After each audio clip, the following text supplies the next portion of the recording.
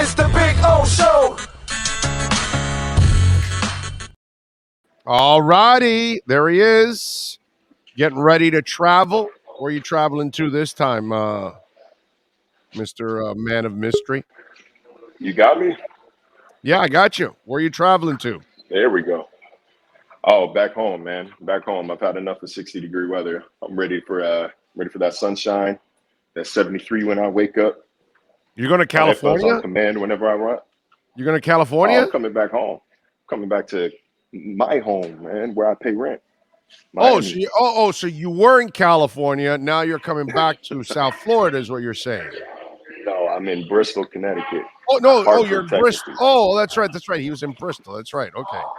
Mom, I Cool. sent the Yeah. whole Oh, yeah. video. Yeah. That's right. Miami Dude, it's still cold over there. Not by their Really? standards, but by mine, yeah, absolutely. Oh well, yeah. Well, I'm a complete wuss, so I'm sure it's freezing for my ass over there. So yeah, This hoodie is not for fashion. This is utility. This is necessity. Yeah, Cold, no. For Sean, that's a sauna, but for the rest of us, it's cold. Yeah, I'm with you there. Let me ask you something, dude. Just before we get into the Dolphins, what's going on with Lamar Jackson? What is wrong with that young man? Does he understand I don't know if there's anything wrong with him. I think that there's several quarterbacks right now that aren't at OTAs or not attending OTAs, and but he's going into the final year of his deal. He wants a new one. I mean, look at the only other productive quarterback from that class is Josh Allen, and Josh Allen got his mega deal a year ago, despite, fewer accomplishments than Lamar Jackson. I'm not going to say that I'd rather have Lamar than Josh Allen. I think that the world will probably unanimously agree that Josh Allen is the better quarterback than Lamar Jackson, but Lamar's got an MVP under his belt. Lamar has led his team to the playoffs with, little to no help on offense. It is kind of weird. I don't know what the number is he's asking for, but he's not going to get Mahomes and Allen money.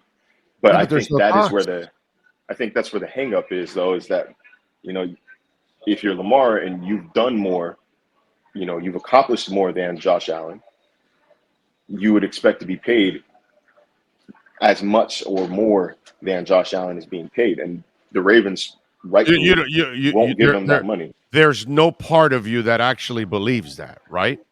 Like there's no part of you, right, that believes that, right? If Lamar's that stupid to believe that he thinks he's anywhere near Josh Allen, that's fine. But between you and me, just between us, right now, Lamar Jackson is nowhere near in that stratosphere, right? You know that, right? Lamar Jackson is not Josh Allen. We can agree there. He doesn't belong. Like I said, I think that's would you give Lamar Jackson that money? You wouldn't give him Josh Allen money, right? Oh no. I did get it. I got the no. He dropped. He's back. He's dropped. He's back. He's dropped. What's the connection? I know. I got all the bars. You got that funky reception there or something. Anyway, yeah. So, but here's my thing with him, Marcel. He's different than all these other cats. He takes a beating, dude, and you can tell that it's wearing out on him. If I'm him, I'm not so picky about trying to get the most money when you really don't belong in that level anyway. I'm trying to get as much guarantee as I can right now because his career is on the line in every snap more than any other quarterback in the NFL because he puts himself in a position to get hit more than any other quarterback in the NFL. So if I'm I'm more concerned about, what I'm concerned about if I'm the Ravens and Lamar is this is a new offense right now. I mean, it's going to be the same stuff that we generally see from the Ravens, but there's new personnel. There's no Hollywood Brown. All of a sudden, teams can fully lock on Mark Andrews without any sort of threat from, who else is going to beat you? Miles Boykin on the outside, Rashad Bateman, maybe if he stays healthy. I don't think so. So he needs this time to start building chemistry with these new receivers and start, finding the replacement for Hollywood Brown on the outside. And any minute he's gone is a minute wasted. So I understand, wanting to fight for your value, and he should do. But, like you said as well, you're going to need the problem with not having an agent. There is nobody to tell you no. Right, There is exactly. nobody to say, That's bro, his what are you biggest doing? mistake. Yeah, that's his biggest mistake.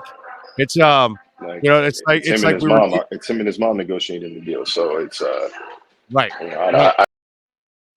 Yeah, man. this reminds me a lot of my situation with my wife, and we had those kids go through the wall in my house and destroy the house, and so my wife is going back and forth with Progressive, and she's like, "Oh no, I can handle this," and I go, "No, you can't. You can't handle this. Let me call a lawyer." And I called Welton Rayom, and now they've got, they've got Progressive on the ropes now. And why? Because they're lawyers. They know the laws. We don't. We're Yeah, schmucks. I told my wife, you're exactly. fighting with an insurance company, and they know we're schmucks that don't know the law, and they know how to take advantage of us. I said, enough is enough already. I'm calling the lawyer, and let them deal with the lawyer. And sure Yeah, enough, I think it's going to be resolved by tomorrow. Why? Because the lawyers have a different language that they speak, and they're able to deliver a different kind of message. And the insurance company's like, yes, yes, sir, we've got you. And so and that's where I think Lamar. I don't know where he thinks that he and his mom are going to be able to negotiate a smarter deal for him. For 2%, bro. That's just not worth it, man. nah, man. And you know that I'm sure that his deal, whatever the Ravens have offered him, and I'm speculating here. I'm sure it's somewhere in the 30 million a year range. Like I'm They probably sure he's in the lowballed Zach. 30s. I'm sure he's in the 30s. I'm saying because the new market, the new quarterback market is 40 and up. It's high 40s now. So Right. I'm sure at the worst, his low ball offers got to be in the high 30s. You kind of gotta ask yourself, when is enough enough? But again, he's a grown man. He's an MVP. It's his career and his life. Who am I to tell anybody what to do with their career, man? Like No, I'm you do with you. what you think is best for yourself. I'm with you. I think I'm pro player. I'm 9 times out of 10. I'm pro player.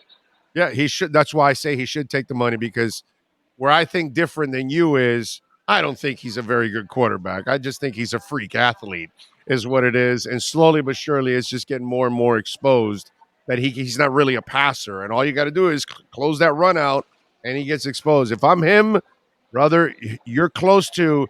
If you go gamble yourself this year, I could say that big contract is never coming. That's why I'm saying get it now, because this next year might be your last year where you may not have that opportunity. I'm just saying it's a crazy one. All right, It'll on the be Dolphins. interesting to see because quarterbacks don't hit the market. No, I know, I get that, but that's different. That's not a quarterback. That's a different offense that you have to install completely, and that's the other reason that I think Lamar needs to be very grateful. Most NFL teams, and I'll say 95% of them, would never, ever commit to Lamar Jackson the way the Baltimore Ravens have, because that offense is so different that it's hard to have the right backup. It's just hard, and it's hard to actually commit to something in today's NFL that is a passing NFL, and you're trying to go completely against the grain on this. And it's really, really difficult to do it nowadays. So I give the Ravens a lot of credit, and Lamar needs to understand that most teams would never alter their entire offensive franchise just for that. They won't. They won't. Yeah. So it's really an odd deal, man. I see that there in headlining Pro Football Talk, and it's crazy. I just don't understand it. All right, I know you've been obviously over in Connecticut while things are going on here in camp, but just out of curiosity, what have you picked up from what you've seen the last couple of days? The Tyreek Hill support of Tua has been constant and consistent. I think that it's important to clarify here too. He said something along the lines of, I thought it was going to be weird when I got here, but he actually throws one of the prettiest balls I've ever seen. I think he was referring to catching passes from a left-handed quarterback. Not that it was going to be spray and pray all over the place. Or timing. No, it also could be Right. timing because, like, you know, they've never played with each other, so they didn't. He didn't know how fast he would adjust to his speed and his brakes and all that. And Tua is a very anticipatory thrower, so that's probably why. But I think that, you know, it's better than, and whether you want to say it's scripted or what do you expect him to say, or, you know, if you want to take stock out away from his defensive to it, I'm going to counter with it's better than him not saying anything. Yeah, praise is better than no praise. So yeah, if he didn't believe it, it's not like he's going to come out and say, yeah, like this guy can't throw, this guy sucks, I hate this, da da da da, give me Mahomes back. But if he didn't like it, he probably just wouldn't say anything. Oh, by the way, like, no, not there true. There are ways around it. There are ways around. There are ways true. around. There are ways around it. Like, not true. He's been a pro athlete for a long time. There's ways around it. Not true. What did he say about Pat Mahomes the first year? You remember? He didn't think he said he didn't think Pat was good his first year. No, even worse. He thought he was trash. That was the word. That's the quote. As a rookie. Right. But as a rookie. That's what I'm saying. He's a guy that'll be brutally honest. Like, if he doesn't like something, you know, and that he was brutally honest, telling you, oh, I thought he was going to spray it around. But the kid actually. But did he say that? Really pretty ball. But did he say, he didn't say that during Mahomes' rookie year. He said that after the fact. So I'm saying, like, he's not going to come out and say Tua is trash. He might, in a few years, he might say, I didn't think he was good when I first got here. He might come out and it might be a revelation, but he's not going to come out and say, you know, oh, he's got this and that. He just wouldn't say anything, or he would dance around it. But and then the whole, you know, posting the video as well, posting the practice clips. Look, man, if there's one thing that, and I don't know Tyreek Hill, I'm not going to pretend to know Tyreek Hill, but I've got an inkling that it's hard to make that man do anything with his social media account. It's hard to, I don't think he's the kind of person that you're going to make do stuff. So I don't subscribe to the theory that the Dolphins made him post that defensive Tua on Twitter. I don't think they made him do that. I think he said, give me these clips or give me this cut.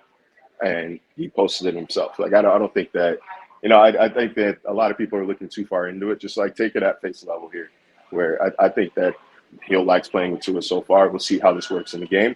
But at the very least, it seems like they're connecting. And the fact, you know, there's another clip on social media a few weeks ago of Tyreek being scared of Tua's dog. That's funny. That's cute and all. I'm seeing that Tyreek is at Tua's house. Right. I'm seeing that they're hanging out outside the facility, that they're building chemistry somewhere. That's the takeaway from this. And care about how big his dog is. Shoot, I'd be scared of a big dog too. But we all are. He's at his house. He's at his house. You know, it's the little things, man. Especially this time of year, you got to pay attention to, and I think that's significant right now. I think so too. I think you make a great point there because, and by the way, I'm scared of every big dog that isn't my dog. So, I mean, that's just normal. What the hell, aren't you? You got to be nervous of big dogs, bro. They got some power. But anyway, that I agree with you on that one, and I think that's been kind of the revelation of the entire offseason, is that a franchise that didn't look like it had camaraderie now looks like it's developing camaraderie. And it seems like because you had so much of that, I don't know, disciplined type of atmosphere around you and everything had to be so serious, it didn't look like people could be themselves and communicate with each other and hang out with each other. And I'm not just talking about Tua. I'm talking about what Mike McDaniel has started, and he allows people to be themselves in a way because he is himself too every day on the podium with you guys and all of that. Yeah. So I think that's also the kind of change that we're watching, that it's not just the Tua thing, it's a whole team thing that's kind of changed, and the camaraderie. It's important. That was a big reason why Buffalo had the turnaround that it did. There's no militaristic system in there. It's not the Patriots. It's not like some secret sauce up there. Like, they go up there and Sean McDermott lets these guys be themselves. He lets them be who they want to be. as long as you come to work on Sunday and throughout the week, as long as you come to work whenever you enter this building, I don't care if you're a goofball. I don't care if you want to say 3 words. I don't care if you want to be coached hard. If you want to be caught, like, he's going to let you be who you want to be as long as you get your ass to work. And so I think that's a similar concept here with just a more personable coach is do what you want. You want to play golf throughout the week? I don't give a shit. I don't care. As long as you're in that film room, as long as you are building with your teammates, as long as you bring it on the practice field, I care what you do off the field. I don't care who you are. I care what you wear. So I think it's, it's bound on paper. It works. On paper, it works. It makes sense. You would think, like, yeah, these guys feel comfortable now. I'm sure there's some holdouts who do like to be coached hard, who did like that Brian Flores hard-ass style. I've spoken with players who like that. They rock with flow. But, again, I'm not really going to be able to pass judgment one side or another until they start playing football games. That start to the season, they're New England. They're at Baltimore. They're home against Buffalo. They're at Cincinnati. That's a tough stretch to start the year. It's a tough stretch to start the year. I love it. You're going to learn a lot right away. I think exactly. That's what I love about it. You're going to learn a lot about the team right away. And you know what? A friend of mine goes, "Oh man, well, it's a tough schedule to start." I go, "Well, wait a minute, dude. Don't you want to be a good team?" Well, this is how, all last year. This is what I tell everybody. All last year, the second half of the season, what were we saying, Marcel? Oh, yeah, they're winning. Yeah, but they're beating nobodies. Yeah, they're puffing up their schedule. Yeah, the defense looks great. Yeah, because they're playing against nobodies. But the first half, when they were playing against good teams, the defense struggled. Oh, okay. So here we go. This is how you measure a team. So if you're playing against good teams and you're beating them, then now we know the Dolphins have made progress. But if you're beating crappy teams, who cares? That's not progress. That's the Dolphins for the last 20 years, Marcel. They've been the 8-9 win team forever. 7, 9, 8, 10 wins, maybe sometimes, but mostly 7, 8, or 9. Why? Because they're always good enough to beat the crappy teams and never good enough to beat the good teams. And that's exactly what happened last year. They were stuck right in the middle again. So, hey, man, right from the get-go, we're going to find out, can you hang with the good teams? And we're now going to know what you are. Last year, we knew you couldn't hang with the good teams, right? Now we're going to find out right away. We're going to find out, is Mike McDaniel and his offense the difference right now for the Miami Dolphins? This is a great thing. You can kind of break the season. You can kind of break the schedule down into different parts. It's going to be trial by fire those first 4 games of the year. Then it slows down. It eases up a lot. I mean, you got, in no particular order, you got the Vikings at home. You're at the Bears. You're at the Lions. You got Steelers on Sunday Night Football. Like, you're playing the Browns. And, if Jacoby Brissett is starting for the Browns, you better be able to beat the damn Browns. If Deshaun Watson is starting, the game's at home, it could go either way. You got to massage it and get through it.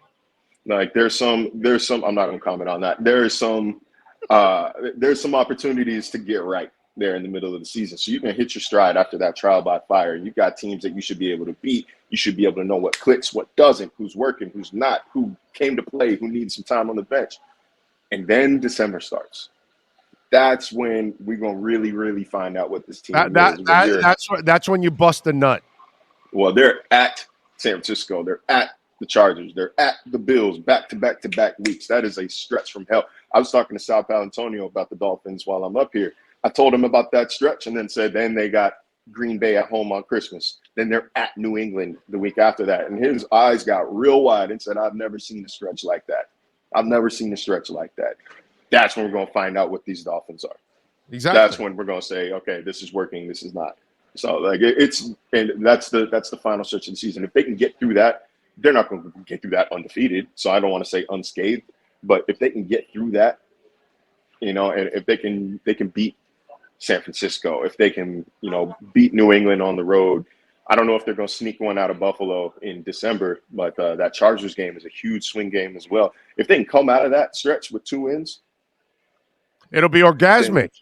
Yeah, I believe in this. I believe in the squad. If they come out of it with 3 wins, I don't know what I might do. I don't know. That's as close to marrying Halle Berry. That would be a hell of a hell of an exit out of the season to close Or the year. You know, you got the Jets. You got the Jets in New York to end the season. Or a Halley of an exit, not a hell. A Halley of an exit. A Halley of an exit. You're killing me, man. You're killing me. I'm trying, bro. I'm trying to loosen this thing up here a little bit. But look, that's like I said, there's 3 stretches to the season. There's 3 parts of the season. We're going to find out a little bit more about the Dolphins every single time. But hard to start. It's going to be difficult to start. You're going to kind of face some adversity right away. You've got time to find your stride. A bunch of games that you have to win. You have to beat the Vikings at home. You have to beat the Bears on the road. You have to beat the Lions on the road. No, that's it, man. You have to beat the Texans at home. There's no. You lose any of those games, I'm going to lose a little bit of faith. Yeah, no, you can't lose. I know it's the NFL. You can't choke against the Texans like Justin Herbert did. You're right. No, you can't lose those games. And look what happened. They dropped that game that they have to win, and it bites you in the end. It always bites you in the end. Yeah, when you look at that, when you look at last season, you had to beat the Jags in London, lost. You had to beat the Falcons at home, lost. Losing a stanky fingers. Either of those two games. Losing a stanky fingers was the low point of the season. I mean, how do you lose stanky fingers? Either of those 2 games are a win. The Dolphins are a playoff team last year. Right. You've done a great job maintaining composure throughout all the puns. Hey, look, man, worldwide leader for a reason. Okay, that's good. There's nothing to look into the Channing Tindall deal, right? It's that's like normal. It's nothing, right? He's a rookie. Right? He signed his contract. He's going to play for the Dolphins next year. That's it. That's my take. That's my take. Did you like anything you saw from him? Because you don't see any hitting or anything out of it. Wasn't enough to really opine on him, and it just wasn't enough. We'll talk in training camp about how he is, or maybe by the end of mini camp, get a better idea. But no, I didn't see enough. We saw him in rookie camp, which you have to stand out. You have to be outrageously bad in order to stand out at rookie camp. Like I used the example a few years ago. I saw Will Greer throw at rookie camp with the Panthers. He was real bad. That stood out. That's my opinion. Like, unless you're real bad, it's hard to really stand out to the average eye at rookie camp. All right, so we'll wrap it up with this. And don't forget, folks, you can order the finest energy drink on the planet, Edge Energy Drink, at myedgedrink.com. Get 10% off. Use the code Big O, and you can get 10% off Edge Energy Drink. Delicious, smooth, and zero aftertaste. Okay, I'm telling you, and it's a great elixir too. Edge Energy Drink, myedgedrink.com. Get 10% off. All right, so you and the rest of the meteors. All right, what's the plan? How are you going to get these guys on the field for the All-Star 40 race? We need what are you guys thinking of to try to stir it up to get these guys out on the field? I can't give industry secrets here, man. I just know that when it happens, y'all will know immediately.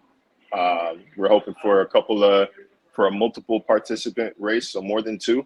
I think more than 2 are interested in this. I think McDaniel let it slip a little bit who the favorite is. And, as he said in his words, it's who everybody thinks it will be. I'm paraphrasing, but it's who everybody thinks it will be. But I need to know this. Hold on a second. Do we have to wait till Mostert is healthy in order to do this thing? Right? Because he's not healthy yet, so we have to kind of wait. Ready, right? It would be fair. So maybe it's not anytime soon. Maybe it's a training camp thing. Who knows? But when we know, y'all will know. I promise that. All right, you guys better not slack. All right, but I'm sorry, we're going to hold all the beat writers to their feet to the fires. Y'all better get that race happening. Okay, get some sponsorships, get some people involved, all of that kind of stuff. Okay. Have you ever known us to slack, man? Come on. By the way, Dougie Fresh says, O talks music a lot on the show. So what are you listening to, and what are some of your music heroes? Dougie Fresh wants to ask you, Marcel. Music heroes. That's interesting. I don't know if I have a music hero per se, but really? You don't have anybody you really admire in music? That whether it's their words, whether it's their passion, like I'm a big Bono fan. not just only because YouTube, but I admire him because of all the philanthropic things that he does. With he and his band, I mean, hell, he just went to play for Volinsky over there in a subway in Ukraine. You know what I mean? For the I Ukrainian don't know people. if I So do you no, I have? don't know if I have any that like I just really admire their work out of, at least not off the top of my head. That I admire what they How about do this? away Is from there the a booth. lyricist that you admire, like a Nas or Um, somebody like that you love how deep they go and what they talk about? You know, Nas is one of those guys. I don't know how you look at him, but I mean, obviously somebody that might mean a little more to you because of what they write. I've been listening to a lot of Vince Staples. It's a guy that I've always really admired, or at least for probably the past like 6 7 years. West Side Boogie as well. I think his voice is an acquired taste. His delivery is kind of an acquired taste, but you know what he says, especially his album a few years ago. Everything is for sale. Everything's for sale. It Okay. was my favorite piece of work in 2019, other than The Lost Boy by Corday. But it was just incredibly introspective. I do love and appreciate when artists they open up about what their struggles are, about their thoughts, their Yeah. you know, not their privileges, their I keep forgetting the word here, but like They're demons. their demons is a good way Yeah, to put yeah, it. yeah. Lizzie Hale does that a lot. I admire the crap out of Lizzie Hale. Hailstorm. She talks a lot about depression and some of the things that she's had to deal with, and she openly either sings about it or talks about it on Instagram to kind of show people that she's at the same level as others that are dealing with it too. So yeah, I'm with you there. People that kind of show their soul to you. In other words, is what you're saying. Did we lose him again? No, There we but go. it's kind of low hanging fruit. But I've been on my flight over here. I really got to sit down, do nothing, and run this Kendrick album through. I think that the excitement of its dropping and like the hype around it, it made it really hard to focus on what he was saying the first time around. So I put it down for a couple of weeks and finally picked it back up on my flight over here, and I thought it was excellent. I thought it was Yep. excellent, just particularly how he closed it out. You know, there's a few there's a few songs in there that the one talking about his transgender aunt uh, and cousin, where I don't think there's some things in there I don't know if he should have said per se, but it's his music and it's his story. There's I believe it's called Sober or Mama's something. I never know names of the songs, man. I just put my phone down and listen to it through. But he's discussing his family's reaction to a cousin who they felt was inappropriately touching him, and Kendrick would insist on no, no, no. And my takeaway from it is that the family never believed him, and it pushed that cousin to the point where he beat Kendrick's mom up, and then his uncle got revenge on it eventually. It was just it's a story that you got to play it back 2 or 3 times to really hear the entire thing. But it's so dark, it's so personal, and I think it's a level that we didn't necessarily hear from Kendrick in his previous 3 albums. So Well, it's a subject that is, and I hate to stereotype, but I'll do a little bit of it, and it is what it is. But in the Hispanic and in the Black community, uh, gays aren't necessarily as accepted. You know what I mean? In a lot of parts of it. I know that in the Black community, it happens a lot like it does in the Hispanic community. We're not as accepting at times of people that are different. And it's something that our cultures sometimes have to adjust to. And I it's a think problem that happens a lot, I think unfortunately. the old mindset Yes, had yes, always been, yes, yes, it's hard enough to be Hispanic yes, and it's hard enough to be Black. Now you want yes. to add something else onto it. That's always, I think That's a great point on your part that's because been the old heads. millennials down are different in all colors and religions and races and whatever. It Yeah, I doesn't matter what it is. really. Younger people are actually younger people of your age, by the way. I give you guys a lot of credit because you all are way more accepting of each other than we are. Yeah, People my age or older. Oh it's a my different God, world. Yeah, dude, they're set in their ways and forget it. It is a different, more tolerant generation. I would like to say. I can't say world because nobody's perfect. Nobody's we're perfect. not there yet. But we are more tolerant as we move on. There's no doubt about that. Give me a break. Look at the changes all over our world. We're more tolerant, bro, of everything. There's an old guard. The problem is that the hate is loud. There's an old guard that needs to go away before we start seeing actual change. So until that day, I don't know how drastic this is going to be. But yeah. No, you're right. There's no doubt about that. All right, man. Have a safe flight. We will catch up next week, my friend. Appreciate you as always. Absolutely, man. Thanks for having me on. See y'all on Monday. You got it, baby. There you go. That is Marcel Louis-Jacques. Make sure you follow him on Twitter at Marcel_LJ. And that is...